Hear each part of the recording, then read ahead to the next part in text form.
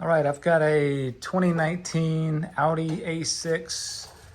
It's the S line, 2019 A6 Quattro.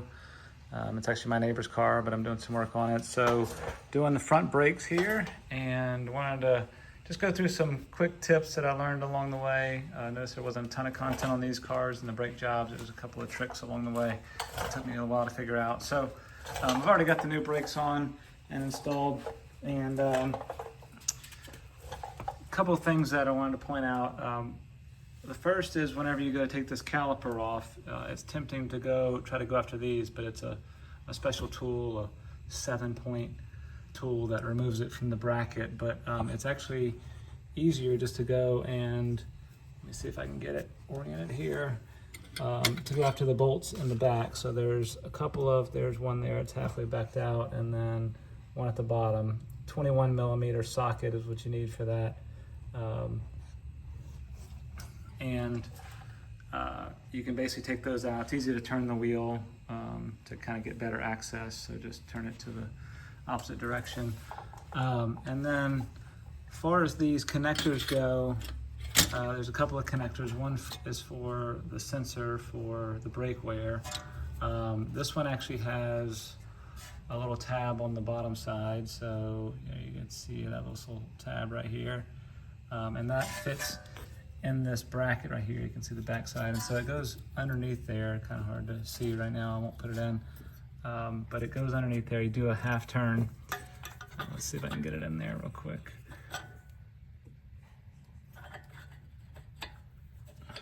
So you just slide it in or slide it out and half turn, and that'll lock that little bracket in place. And then from there, these are your standard clip-on connectors. Sometimes they can be a little hard, but you just have to push really hard with that little tab right there, and wiggle it around. It should come undone. So that's that brake wear sensor indicator.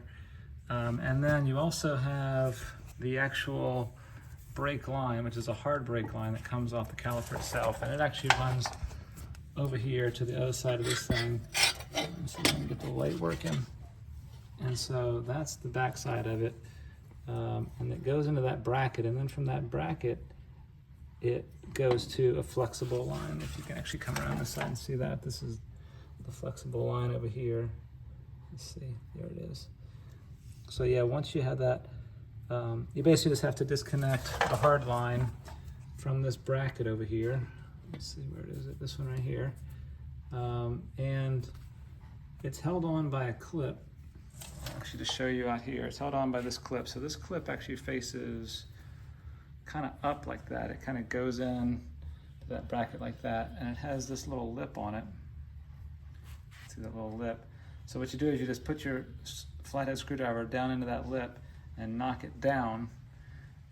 Boom, force it out downward, and that'll unlock that that bracket there for that brake line. So again, that clip kind of goes up in like that, and boom, you can knock it down, and that'll release the brake line. Then you can push it out the back, and once you get that out, then you can take the whole caliper and you can pull it out and lift it up on top of here, and then you'll see you've got some things, some hardware things that you got to change on the inside and do your typical pad replacement. Also, these rotors are a little hard to find. They don't really make them except the super expensive stock ones, but this one company here, I